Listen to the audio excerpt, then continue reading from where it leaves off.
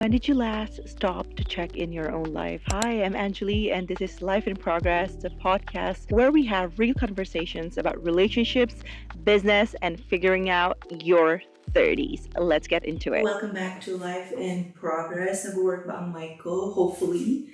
Check natin kung nag-work. So I'm currently in Sicily, one of my favorite places on earth. If follow niyo ako sa Instagram, alam nyo, last year, gumawa ako ng photo book because it's time for me to do something else sa buhay ko. Hindi pwede puro work lang. So if you are someone into art, stories, gusto niyo na something na nakaka-calm, nakaka-inspire, I created this book last year. And eto na yung parang way ko of saying na ayoko na mag-chase ng happiness, satisfaction, and kung ano-ano pa sa business accomplishments. Kailangan ko na gumawa ng mga bagay-bagay sa personal life ko and sa creative side ko na sobrang na-enjoy ko. So if katulad ko kayo na nag-enjoy magbasa, I've also created some bookmarks. Kaya din ako nasa Italy kasi hindi ko siya nabigyan ng pansin because naging sobrang busy ako. Meron pa isang klase ng bookmark. Then meron din kami ginawang stickers. Siguro yung sa mga pinaka-favorite ko na ginawa ko sa buong buhay ko ay itong mga postcards na to. Grabe, sobrang ganda. So may 12 na klase na postcards. Iba-iba yan. Ako mismo kumuha ng mga photos na yan around Italy. Ayan, ang ganda ng paper. And of course, I can't believe it, na art ko to. Italia, the art of slow living. Hindi kasi ako naniniwala sa soft life. Nothing against that, but I feel like soft life is a reward. But yung slow living, kaya ko siya gawin every day. I think soft life, hindi ko at kaya. I mean, good for people na kaya yun gawin, but hindi ko siya kayang gawin. So if gusto nyo to bilhin, you can message us sa Instagram, Life in Progress PH, or sa Instagram ko. Or I'm gonna put the links na lang here para mabili ng mga tao sa Shopee, Lazada, TikTok Shop, and kung international shipping, please let me know para magawa ko from Madrid. So, ayan. As I've said, nasa Sicily ako right now kasi Italy inspires me. And 6 months na simula nag-start 2026, gusto ko mag-reflect. Like, ano ba nangyari? Saan ba ako napadpad? Ano ba mga gusto ko ayusin? Ano ba mga natutunan ko? Because ganun ko gusto gawin tong podcast na to. Like, real. Kaya nga, nag-get rid na ako sa mga studios, ganyan. Parang ayoko na. Gusto ko na lang siyang gawin. Parang chill lang. Parang today, naglakad ako around Catania. It's one of the cities here in Sicily. And iniisip ko, ano ba ang gagawin kong podcast episode today? So, ang plano ko is, imbis na nag-record ako sa bahay sa Madrid, aside from ayoko talaga ipakita yung bahay ko. So, madalas sa studio ko ako nag-shoot. Kasi ayoko talaga mapakita kahit kanino yung bahay. So, yung studio na ginawa ko, sa maliit na apartment lang. So, nagpupunta ako doon, nag-work ako doon, nag-set up ako konti a little bit. Yun yung pinapakita ko sa socials. Pero yung bahay ko talaga, di ko pinapakita. Kasi madamot ako sa ganung aspect. Ayoko talaga may makakita ng bahay ko, family ko, loved ones ko. Yung mga friends ko, paminsan-minsan okay lang. Pero yung sobrang secret parts ng life ko, ayoko talaga sinishare, madamot talaga ako. Kaya okay lang sa akin na forever single ako sa social media. Feeling ko yun na din yung goal ko na okay lang yun yung branding ko. Kasi parang at the end of the day, work naman to di ba? Or parang self-expression naman. Hindi naman kailangan malaman ano yung nangyayari sa buhay ko, right? But anyway, so for today's episode, we are going to talk about the best lessons I've learned so far sa year na to. Ano lang tayo? Reality check lang. So first lesson is, teka nga, babasahin ko. Sinulat ko yan, yung ginawa ko ng PDF file. Bisa kasi nakakalimutan ko na dahil kong ginagawa. Okay, babasahin natin ha. An exciting day is more valuable than a productive day you won't remember. An exciting day. Ano nga ba ang isang exciting day sa buhay ni Angelita? This type of day is very exciting to me. Kapag nasa abroad ako, alam ko 10 days nag-work ako, 6 days mag-enjoy ako ng life. Both meron sila iba-ibang value sa buhay ko. My focused work days, alam ko may paglalandingan yun. And yun yung magfa-fund sa 6 days na luho na gagawin ko. Hindi kasi ako matipid na tao eh. Hindi rin ako kuripot. I really, like, hindi ako anything. Like, sobrang magastos akong tao. As long as alam ko pera ko yun. Alam ko saan napupunta yung pera. And like ko din to sinasabi sa mga kapatid ko, Huwag niyo iniisip ang ibang tao, kahit ang sarili niyong pamilya, sarili niyo muna. Paggastusan niyo muna sarili niyo. Like, kung ano man matira, i-share niyo. Though, alam ko naman, iba-iba tayo ng story. Hindi lang talaga ako breadwinner kasi hindi talaga nag-exist yung ganong setup sa family namin. Kaya siguro sobrang blessed ako. And I've always said this sa podcast ko na sobrang grabe yung respect ko for people na breadwinners. Iba yung place nyo sa heart ko. Sobrang special kayo for me because ibang klaseng level of selfishness yan na inuuna nyo yung mga responsibilities na dapat hindi naman inyo just because binigay na sa inyo ng magulang nyo. So if you are a breadwinner and kailangan na konting push, I'm telling you, you are doing good. You are doing more than enough. And alam ko din na wala kayong option sumuko. It's just, life is tough, and sometimes kahit gusto nyo nang maghindi, wala kayong choice. But I hope you hold on to that na one day, darating din yung day. Anyway, going back to our original na an exciting day. Ano ba? Pag nasa Madrid ako, pag normal day ko, an exciting day to me is mag-workout ako. Kakain ako ng protein, 200 grams of protein. Minsan, 200 grams. Pasok-pasok na ako sa gabi. And just being able to sleep na 8 hours. And yung recently na na-add sa exciting day ko is kapag wala nag-text sa akin, anyone from my office. Doon din ako parang nagkaroon ng direction sa buhay na ayoko na dumikit sa any business ko, yung worth ko. Siyempre guys, bago naman ako dumating na ganito sa mga podcast ko, I've also been through a lot. It's just, people like me, siguro, na marami na kami pinagdadaanan sa buhay and meron kaming ganito mga platforms. We really don't think na necessary na i-share pa namin yung mga sobrang bad parts ng life namin. For me, I honestly share it kapag tapos na, natutunan ko na yung lesson. Kasi ayoko talaga nagkakalat sa social media. Like, bakit ako dapat magkalat dito, di ba? Ayoko talaga yung mga umiiyak, nagwawala. No, I can't do that. It's just not me. It's not my personality. So kapag nag-show up ako sa social media, nagkakwento na ako, ibig sabihin, natutunan ko na yung lesson, napagdaanan ko na, or nasa middle na ako na pinagdadaanan ko yun, or I genuinely just want to share it kasi alam ko maraming makaka-relate sa akin. So, nung nangyari sa office ko na wala nag-text sa akin, akala ko wala na akong worth. Kaya, ayun, natutunan ko na, no, it's time for me to create a better Anjali outside my businesses. Kaya sobrang proud ako. Pinost ko din to sa Instagram ko. Sabi ko, parang nung ginawa ko tong photo book na to, doon ko na-realize na my business is now just my work. It became my work. It used to be my everything. Now, my daily life, the things that I do na hindi connected sa business, yun na yung identity ko, yun na yung success ko. Yun na yung what I always look forward to. Like, I'm in Italy because I just wanted to eat pasta. I just wanted to go to Sicily. Wala ako kailangan i-shoot na content. Wala ako kailangan gawin for work. Wala. I just wanted to be here. Like, as what Dr. Kilimanguru said, just do things because you want to do things. Ayoko na magkaroon ng meaning anything. So, no. I want to have this coffee, it's 5 p.m. because I want to. Hindi ko na iisip na makakatulog pa ba ako. Hindi, ayoko na ng ganyan, guys. And that's one thing people keep on telling us to do. Diba?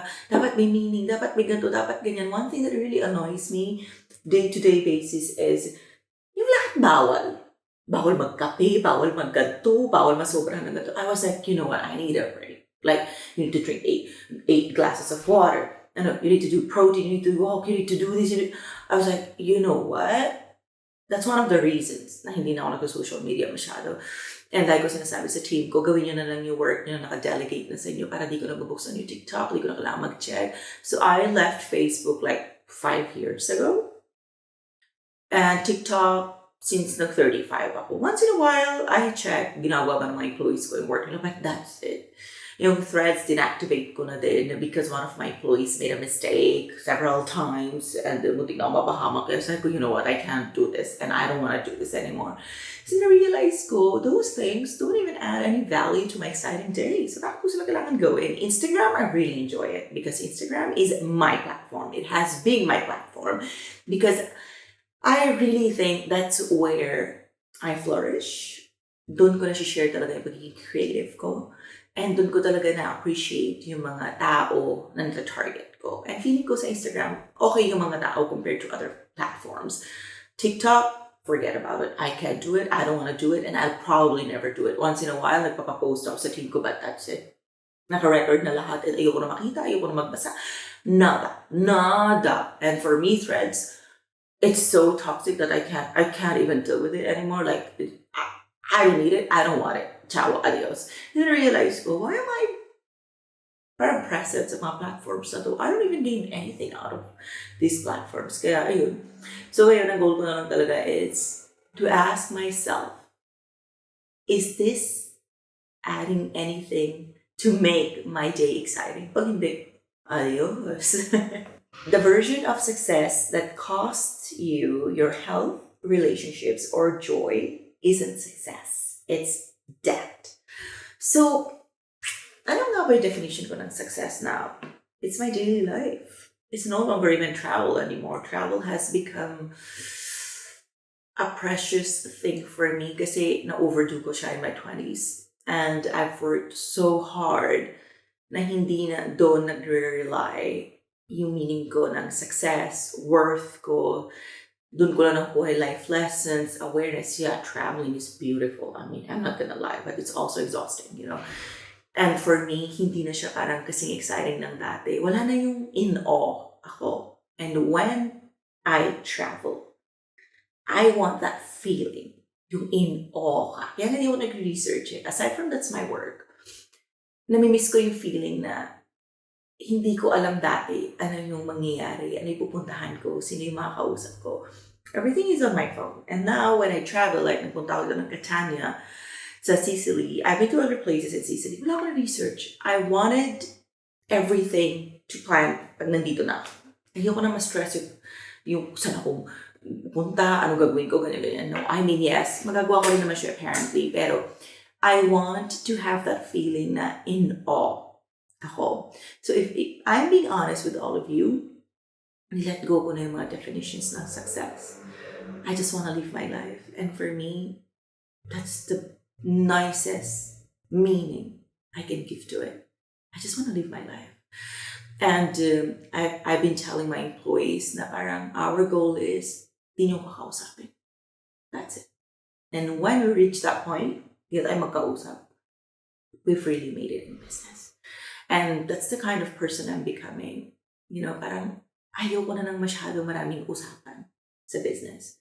Let's simplify it. Siguro kasi graduate na ako sa ganun. Tsaka, wala na ako nakikitang value na may kailangan akong patunayan kahit kanino. When I was starting out, yeah, it was there. Kasi, syempre, as I always say, I was once 21. I was once 19. I was once 25, 26, 27. So, yung pinagdadaanan ng mga tao, napagdaanan ko din naman yan. It's just, siguro the difference lang ng mga people is, some people take the self-worth and being self-aware so seriously. And yung iba, late na siguro, ganyan. Sa akin naman, nag-start yung self-awareness journey ko. Nag-move na ako ng Spain kasi ang dami kong kinalkal na part ng buhay ko. Nasabi ko, so ganito pala ang success. You are out there, nabawasan na yung mga friends mo, nabawasan na yung mga tao na sa paligid mo, mataas na yung standards mo, may pera ka na to be alone, may freedom ka na to be anywhere you want to, may freedom ka na to buy everything. Ito na pala yun.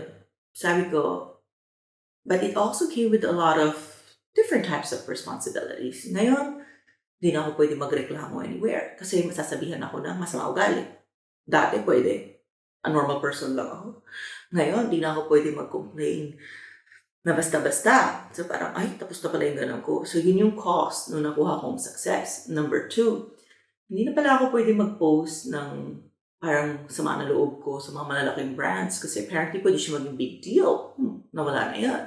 Naging responsibilidad siya.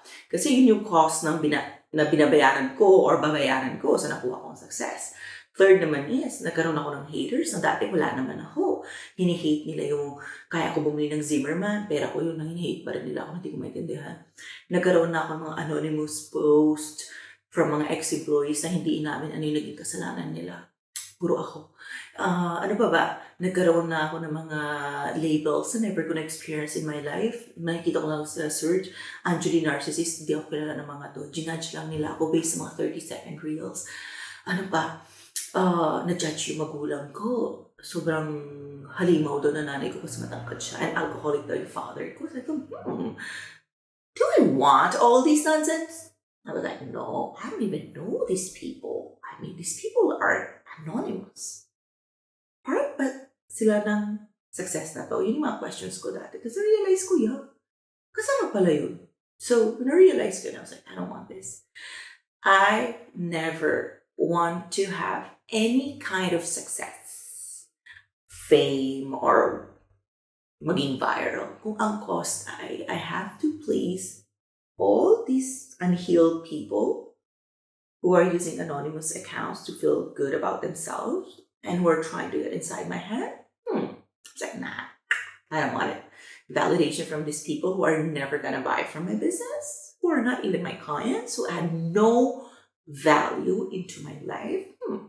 Napatanong talaga ako Sabi ko, no, hindi siya worth it. Kasi ang mangyayari niyan, once it gets inside my head, scenario lang, maapektuhan yung health ko, maapektuhan yung mental health ko, hindi na gaganda yung glow ko.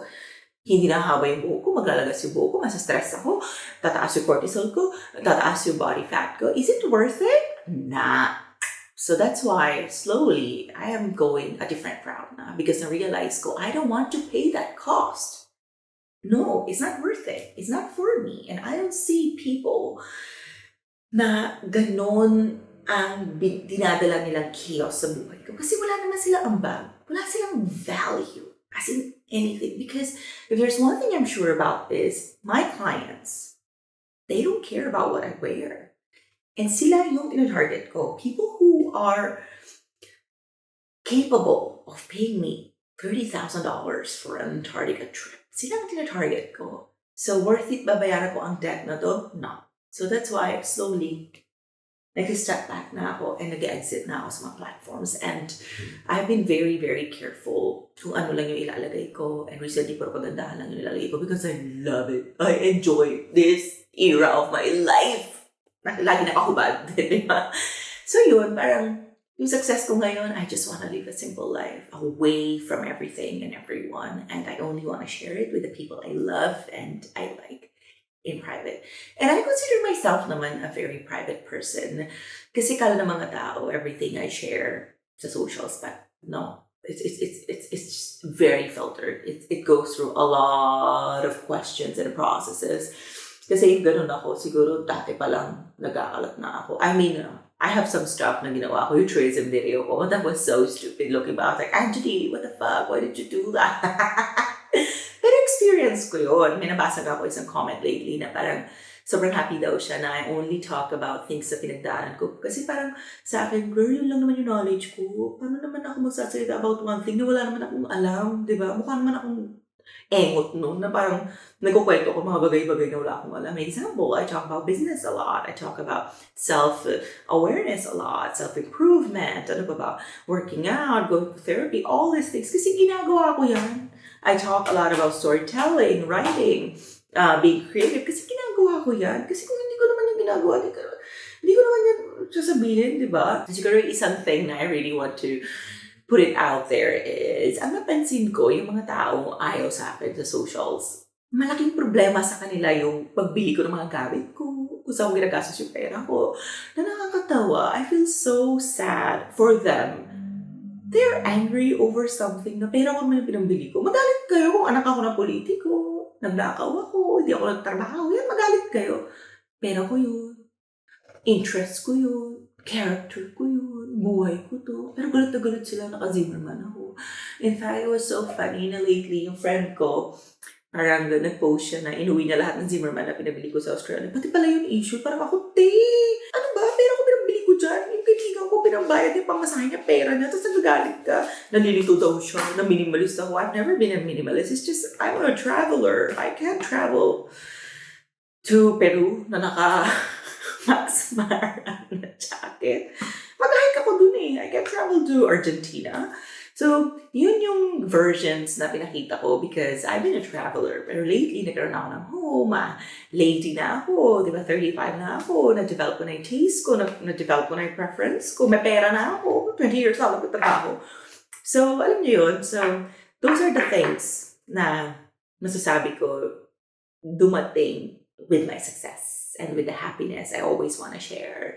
And kung ano-ano pa yan, Diyos ko, guys, kailangan natin i-preserve yung yung peace natin, yung mindset natin, kailangan iniingatan natin because the world has become a strange place. Not everything needs to be fixed. Some things need to be accepted and some things need to be left. Ito mga bagay-bagay na to, yung mga nabanggit ko, yung mga ayusin. Bakit ko ayusin? Bakit ako magpapaliwanag? Hindi ko makilala mga yan. So, I just left these things behind. I was like, I just accepted it na part yun ng pagiging successful and part yun ng pag-show up ko and part yun ng pag-grow ng business. Kasama yan eh. Kasama yan lahat. Meron na ako napanood na isang video ni Pauline Luna. Sabi niya, ang tinuturo niya daw sa mga anak niya is parang maging tough. Hindi yun yung exact words niya. Sabi niya, parang may sasabihin at sasabihin ng ibang tao. And nasa sa atin yan kung paano natin i-carve yung mind natin. Paano tayo mag-prepare sa real mundo. Kasi minsan kapag pinalaki tayo ng magulang natin na masyadong flowery yung mga words, masyadong rainbows and unicorns, di natin nalalaman na ang hirap pala ng buhay. Hindi siya madali. Kasi hindi talaga siya madali. And na-realize ko na rin na always believe in what people show you. Kasi meron ako isang incident na nangyari lately. So may nagnakaw na employee ko sa Happy Lab. And ang laki na ninakaw niya. Tapos parang nung una, pinagbigyan ko. Sabi ko, sige, parang accept ko na lang. Then I-realize ko 6 digits na yung ninakaw. Tapos ginawa na naman niya. Wala na. Ayoko na. Tinanggap ko na lang na yan na yung pagkatao niya. And wala na akong magagawa about it. So when people show you who they are, believe it. Yun na yun. You can't change them. You can't fix them. And definitely don't expect na one day bigla lang magbago yung isip nila. And it also applies to romantic relationships. If you are seeing someone na niloko kayo, ginago kayo, or whatsoever, believe in them. Yun na yun. Hindi na yan magbabago unless they wanna change. Kasi parang we waste so much time thinking, magbabago yan para sa akin. I'm so good. I'm worth it ako magbago siya. Deserve ko, ganito, ganyan. No, girl. People will change. Unless they want to change. Ganyan din yung recently na kinakabisado ko talaga paulit-ulit every single day. Nothing is going to change if I am not changing. And that's it. Change starts with me. That's it. And meron pa ako natutunan lately na nagbabasa ako sa Substack. We are what we choose. That's it. We choose disrespect. We will be disrespected by people. We choose, lagi binibreak yung boundaries natin, lagi binibreak yung mga tao boundaries natin. We are our choices. Nothing more, nothing less. Yun na yun. Tayo ang gumagawa ng things sa sarili natin bago gawin na ibang tao. Minsan din natin siya na-realize. Sometimes, din siya, nangyayari na lang, but most of the time, tayo ang pumipili ng mga things na nangyayari sa atin. Hindi siya bigla na lang, nangyari na to sa'yo. A slower life usually creates better memories than a busy one. If I'm being honest with you guys, the 20s ko nung binibuild ko si Access, even I've traveled the world, wala akong maalala masyado. It was so fast. Pero nung 30s ko, nag-travel na ako slowly, less places, less countries, tapos more days, naalala ko lahat. Ultimo yung pagkukup ko ng kung ano-ano sa isang kitchen sa Cuba, naalala ko. Sa Mexico, nung pinapunta ko yung nag-heal sa hotel and nag-iyakan kami for 2 hours, naalala ko. Pero if tatalagin niyo ko ng 20s ko, may naalala ba ako? Medyo wala na. Yung mga travels na ginawa ko with my mom in my 20s na nagmamadali ako for the sake of saying, napuntahan namin, nagawa namin, medyo di ko na maalala. And I feel so sad about it.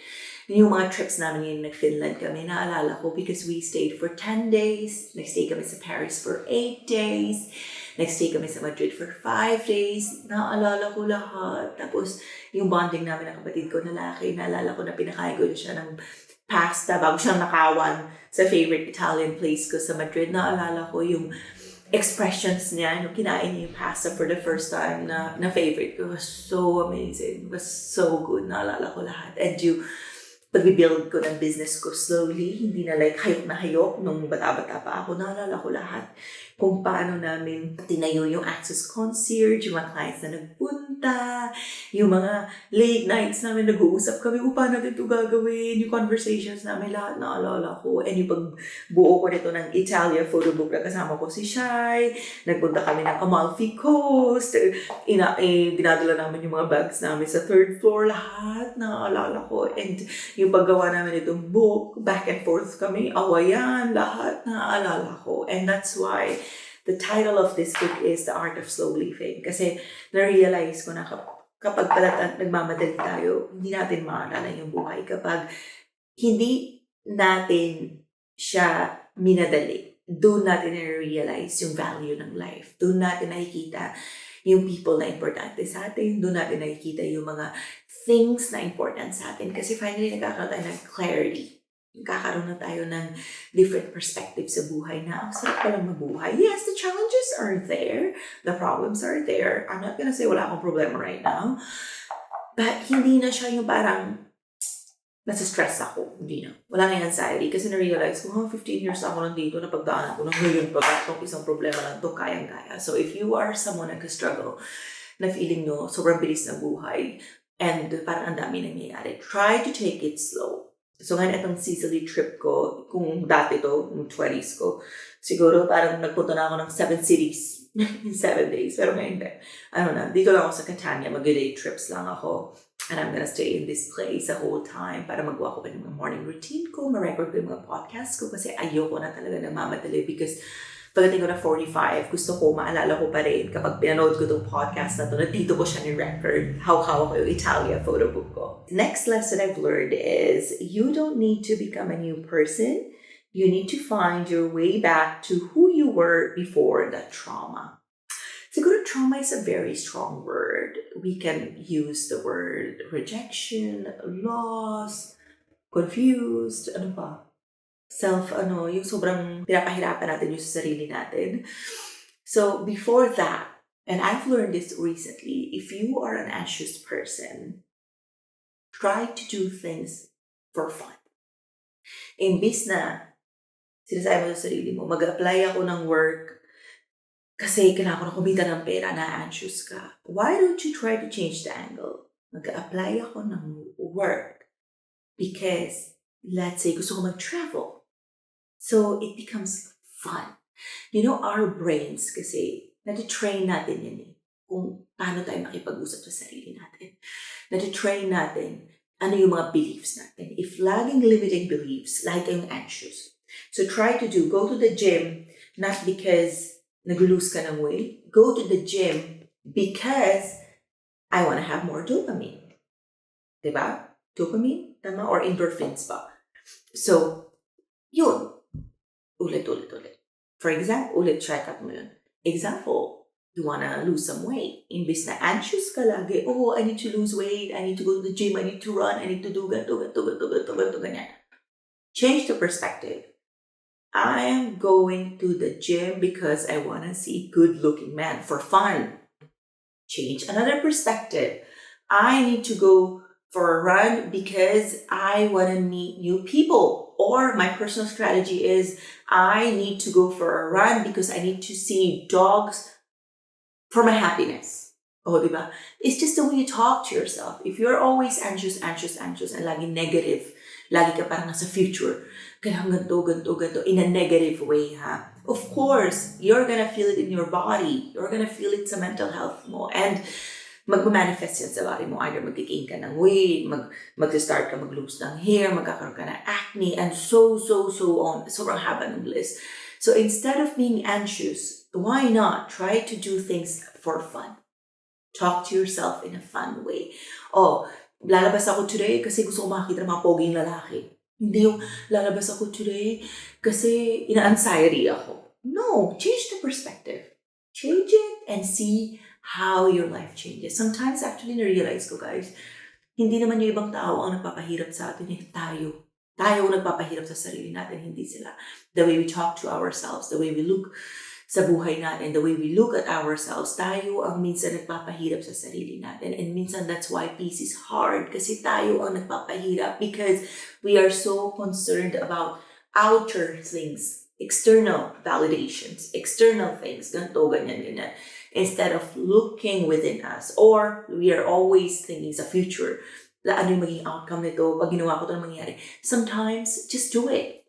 Because you just want to do it. Diba? Or find silly ways to do things. Sobrang nag-work for me. Find silly reasons. Laugh at yourself. Laugh at the things that you do. Talk to strangers. Sobrang nag-work for me.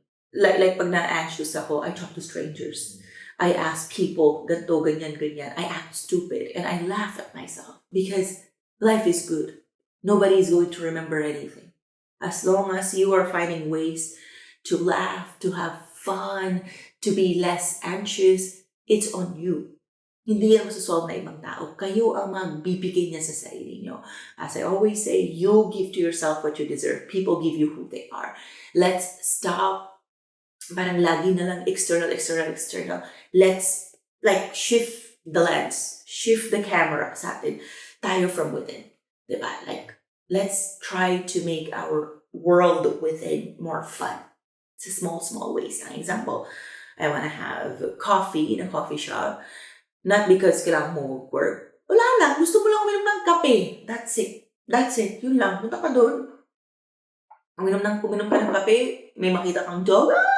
Cute. Gawin mo yun. Tapos na. Uwi ka na. Life has become so difficult for all of us. And I'm just so fed up with it na ganto, ganyan. I just can't do it anymore. That's why nowadays I was like, you know what? I'm not following anything that I see on social media. No. I'm not following anyone's advice because we have podcasts, self-help, but the real work is from within. No one can help us. It's going to be us. How are we making our day exciting? How are we making our life more fun? Ask those questions. Always try to stay positive no matter how difficult life gets. Look forward to one thing, even just your cup of coffee. That's it. Sometimes that's more than enough. So, hindi nyo naman talaga kailangan magbago, no? Sometimes you don't need to become a new person. Sometimes you just need to fix or help, not fix, your internal self. Just go back to yourself. The little things that you used to enjoy, or find new ways to enjoy those little things that you used to enjoy. Next lesson is growth is not always about adding things, learning new things, going somewhere else. No. Sometimes it's about removing what drains you, what makes you sad, what makes you unhappy. People, places, things. Throw them. Even people throw them. Charot, no.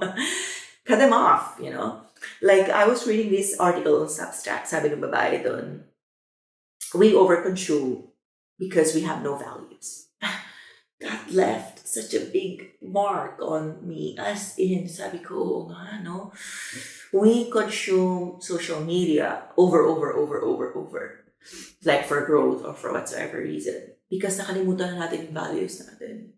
Nakalimutan na natin who we are from within. Ang dami na natin ina-add na layers. Na yung pag-add natin lahat ng layers na yun, nakalimutan na natin na parang, ang dami na pala. Wala nagmamatch sa values natin. Kaya tayo na-detrain. That's why, recently, this June, bago mag-July, ang work ko is magtanggal. Nilinis ko yung cabinet ko, nilinis ko yung mga libro ko, nilinis ko yung mga apps ko, tinanggal ko yung mga socials ko, naglinis ako ng friends list, naglinis ako ng ganto, ganyan. Because growth doesn't need to be about more. Sometimes growth is about less, especially in today's world where we are taught, consume, buy this, buy that. Again, going back to the first lesson that I've learned, internal. Na-realize ko for the last 3 years, I was doing so many things, nakalimutan ko, Angeli is an explorer. But it doesn't mean I have to go out of Madrid all the time. I need to be out on a plane, whatsoever. I can explore so many things. Explore new workouts, new cafes, new books. That's why na-explore ko lately si Substack. Kaya maririnig nyo for reference yung dito again and again. So isa sa mga best example na binigay doon ng girl is yung parents ng someone may siya ginawang reference doon. Sobrang grabe sila kumain hanggang sa naging pigs sila. So that's how we are. That's what we are becoming. We want to consume more, but instead na mag-grow tayo, nag-drain tayo. Right? And it happens to a lot of things. And that's why I keep on minimizing things, interactions, engagement, what I'm downloading, what I'm consuming, because I don't want to do it anymore. I feel like I need to go backwards. Sino ba si Angeli? Ano ba siya? Ano ba identity niya? Ano ba character niya? So I've been rewinding a lot of things from 5 years ago because I want to go back why I started this personal growth journey, because feeling ko yung business growth ko ended when I turned 30. I keep on going back to my why, how, when, where. So hindi na siya about like moving forward. Yeah, I'm moving forward, but first I need to go backwards para mag-grow ako, para matanggal ko yung mga bagay-bagay na ayoko. For me to remove things na nag-drain sa akin, I need to go a little bit backwards para matanggal ko yun. Then ma-realize ko, eto na pala yun. Tanggalin ko to para makapag-move forward ako na hindi ko nadala-dala yung baggage na nag-drain sa akin. And I'm talking about people na na-meet ko na hindi ko na kailangan, employees na hindi nag-align sa akin, opportunities na hindi na nag-align sa akin, mga things na hindi na nag-align sa akin. Kaya tingnan nyo, hindi na nag-align sa akin yung studio shoots, kaya ito na yung ginagawa ko because eto na yung nag-align sa akin because I had to go backwards. What made me recording my podcast like naging miserable? Oh, I started to do it in the studio. Naging parang workshop, nakaayos ako, nakaganto ako. I don't want to do that anymore. Ciao. So this year, siguro Q2, I've been removing a lot of things. Remove. Even sa career ko, ganun din ako.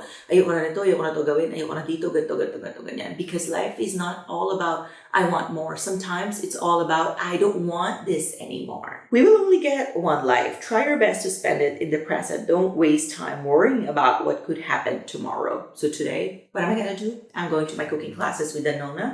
And hindi ko alam ano gagawin namin. Baka malate ako, but i-text ko na lang siya. So yeah, that's the kind of person I'm becoming. Wala na akong pakialam na mangyayari because I've been here for a long time and I consider it a long time na. And it's not about being irresponsible. It's about not wanting more. I want to be so detached from the outcome. I want to be so into my journey na nagmamatter na lang sa akin is yung way papunta. Ano yung manutunan ko, the person I'm becoming, who I don't want to become anymore. Ano yung gusto ko maging unbecome. Tama ba yung word na yun? And ano yung gusto ko maging na tao, na daughter, na sister, na business leader, na lover, na friend. Ang dami kong gusto maging unbecome. And I've been learning. And I'm going to share one example before we end our podcast. Meron ako nakatalo na employee last March. Nagpati kami ng May. I apologized. She apologized. But we work with each other. Because I realized that we're not bad people. Nagka-disagree lang kami because we have different values. I had to unbecome. And she had to become something. Para mag-align kami. So nag-match kami now and we are working again together. And that's the life I want to have. Those are the relationships I value. Those are the people that I want to surround myself with. I don't want to be surrounded by people galit sa'yo, sinusulat ka na anonymous kung saan-saan. Nah. No. I think I'm too good for that. And I'm very confident to say that because I'm a very straightforward person. My intentions are pure. And what the fuck do I need from people? Nada. Nothing. At the end of the day, having a business doesn't make me better than anyone. And I keep telling this to people. You think I'm better than you, but I don't think that way. And that's a problem. Because you keep on saying to people or to anyone na Angeli is ganito, because you think I'm better than you. I don't even think about you. Because I'm so busy living my life. And yun yung parang feeling ko nagiging misunderstanding ko with people. Sila yung nag-iisip na mas magaling ako, mas gato ako. Di ko nga naiisip yun because sobrang busy ako mabuhay. First of all, I live so far. Second, iba yung algorithm ko. Third, kung 800 tao pinafollow ko, 750 doon nakamute. Nakikita ko lang businesses ko, family ko, and very close friends ko. Because I want to be friends with these people, but I don't want to see their lives. Well, yung iba doon mga boys ko, charan! So, alam niyo yun, parang minsan nga, feeling ko, sabi ko, grabe yung pagka-misunderstanding ng mga tao sa character ko at sa personality ko. Because at the end of the day, hindi ko nga sila kilala, hindi ko nga sila naiisip, hindi ko na sila maalala. Yung mga ex-employees ko, parang hindi ko na nga alam na naging empleyado ko kayo, tapos kayo galit na galit pa rin kayo sa akin. Yan, nakalikan ko na yung mic ko. So last lesson na natutunan ko is, may 5 minutes pa ako mag-Uber. Small changes are dramatic, but they change everything. Small changes like having coffee instead of matcha. Charing! No. I mean, matcha is okay, but I'm a coffee girl. Small changes like, I was talking to my brother. Sabi ko sa kanya, hoy! Sabi ko, nagiging successful na yung businesses mo. Time to go back to the gym. It's a small change. Sabi ko, kahit millions na kitain mo, if you don't have a good body, I'm sorry. Parang, it's not gonna work out. Sabi ko, what would you do with your money if at 40, 45, masakit ka na? Those types of changes. Changes na mag-iiba yung pananaw mo sa buhay. Changes na makikita mo gano'ng kaganda yung buhay. Like a small change. Instead of making this book for access na benta-benta, ganyan, hindi. Ginawa ko siya my personal book. That was a small change. But that was the beginning of something na forever maalala ko na this book changed my life. This photo book changed my life. And I love it so much. As in, I love it so much na kahit katabi ko siya matulog, like, gagawin ko. Diba? So, ayun, I'm just so in love with everything. Hindi ko alam paano ko i-share etong energy na to via video. But yeah, it's just small change. I started to do things because I want to, because I enjoy doing them. And I started to do things from the point of view of Angeli, not Angeli of Access Travel. And that changed everything for me. And I've never thought talaga na darating ako sa ganitong point. And I'm so proud of this maturity and the things that I've been doing sa self-work ko. And that's why I'm so proud to share all these things with everyone sa community ko. Diba? Yeah, there are challenges, but whatever. Lahat naman na pagdadaanan. It's just one life. And if we learn to share a good life with people and learn to live this life, oh my God, it's just so beautiful. As Drake said, everyone dies, but not everyone leaves. That's all for today, guys. Don't forget to follow me on my socials, Angelique Dad everywhere. And magbasa ko ng Substack. Sobrang nakaka-relax siya. I love it. And of course, get my Italia photo book. Kung saan nyo man gusto, ipapalagay ko yung mga link dito kay Shai. Bye, guys! I'll see you on the next one. O, diba, yung atake ko, hindi na ako nagpe-prepare, nagsasalita na lang ako. Bye, guys! Thank you so much! Ciao!